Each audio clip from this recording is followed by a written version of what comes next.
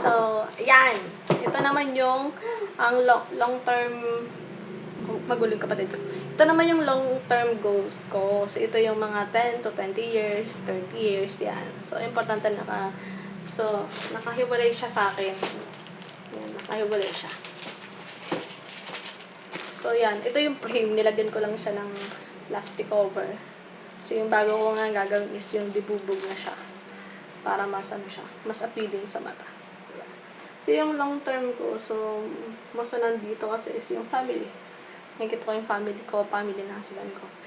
Tapos, travel sa Philippines, at saka sa abroad, nakasama yung family ko. Ayoko nang ako lang yung magta-travel, parang masama. Parang hindi ganun ka-enjoy pag ikaw lang, walang kasama kang family member. Mansion. Kasi nga, di ba sabi ko, gusto ko ng bahay. Kasi wala kami magandang bahay. Kaya gusto ko magkaroon ng magandang bahay. Yan. Yung gusto kong bahay is big glass. Glass. Tapos maganda yung bubong kasi ang bahay namin pag umuulan is nag-shower. Kailangan namin ng planggana, ng timba. Kailangan namin, alam mo yun, kumuha ng timba para bawasan yung tubig kasi nangangalhati. Mga ganyan. So, kaya gusto ko, importante sa akin na maganda ang bubong. Yun yan din ko. Tapos, check pinakita ko din sa inyo check kung magkano yung goal ko for 6 months and for coming 1 year, 2015. Tapos, ito na, mga car na to. May dream bus ako dito. Saka may dream school ako. Para sa kapatid ko dun sa mga kagaya niya, deaf and mute. So, gusto ko magkaroon ng kahit maliit na school na para sa kagaya niya kasi na-neglect yung mga kagaya niya. So, soon, makakayanan ko yan. Yan. Para matulungan din natin yung mga kagaya nila. Give them a chance. Kasi, hindi naman sila as in yung physically deformed eh. Diba? So, ito naman yung nasa baba is yung dream house ko. Yan. So, nakadetalye dito kung ano pa yung gusto kong sala o kung living room, dining room, CR, yung bed, kung anong kulay ng bed, kung doon sa labas, kung may garden. So, yan. Nakadetalye dito kung ano siya. So, yan. Ito yung importansya na dapat nakadetalye po yung goals nyo. Kung kailan mo siya makukuha. At yun, ito, importante to. Na dapat may wording siya. Alam mo yun, yung nagpapasalamat ka na nakuha mo na siya. Kahit hindi mo pa siya nakukuha. Bagayaan mo siya, fake it until you make it. Diba? I-feel mo na natanggap mo na. Kasi ganun mag-react sa universe. Kung anong gusto mo, yun yung isasend din niya sa'yo. Tsaka, diba, yung sabi niya is, gratitude, attitude. Yung bang tipo na, kagaya nito, sampalan ko kayo ng pag ba halimbawa, meron kang inaanak na dalawa, or pamangkin, sabihin natin pamangkin.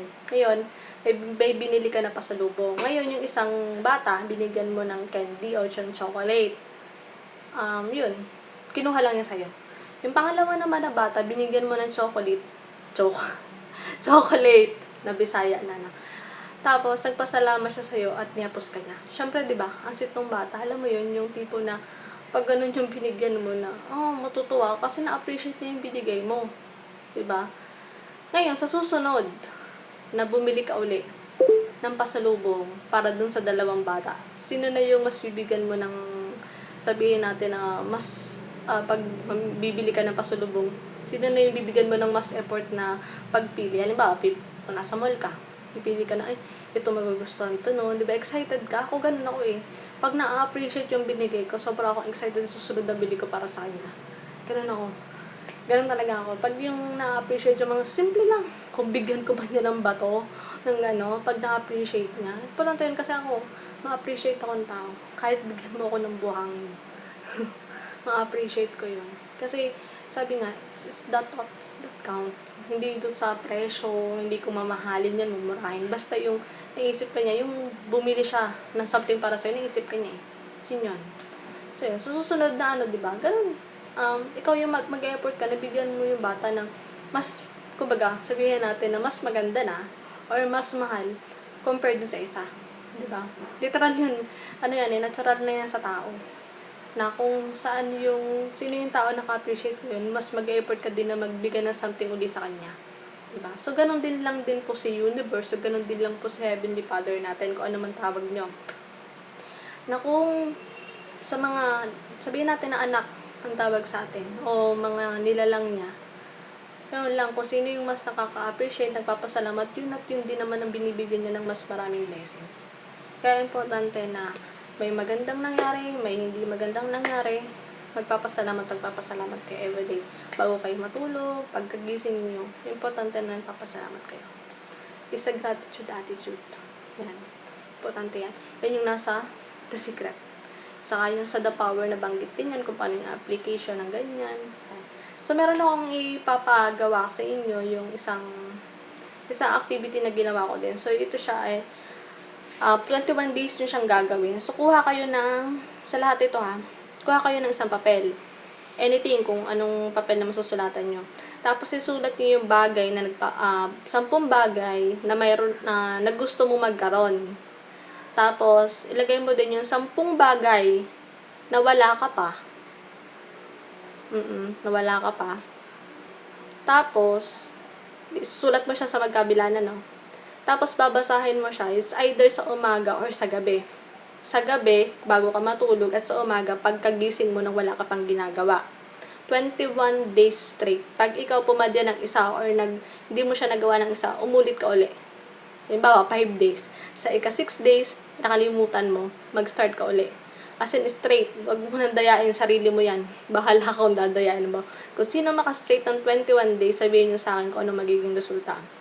So, ginawa ko na siya at everyday ko na siya nagiging. Kasi bakit? Bakit 21 days? Kasi yung 21 days na ginagawa mo ng dara-diretso, nagiging habit mo na siya. Na parang pag hindi mo siya ginawa, parang kulang na. Yan. So, yun. Ilalagay nyo. Tapos, dun sa mga hindi nyo pa nakukuha, ang prayers ay ganito, ang twist, may twist siya. Parang feeling nyo, nakuha nyo na. Halimbawa, sabihin natin na gusto ko ng bahay. Yan. Kung ano man tawag nyo para sa akin is tawag ko Heavenly Father. So, Heavenly Father, Universe, salamat po kasi nakatira ako sa ganitong bahay, sa sobrang linis na bahay, sobrang lamig.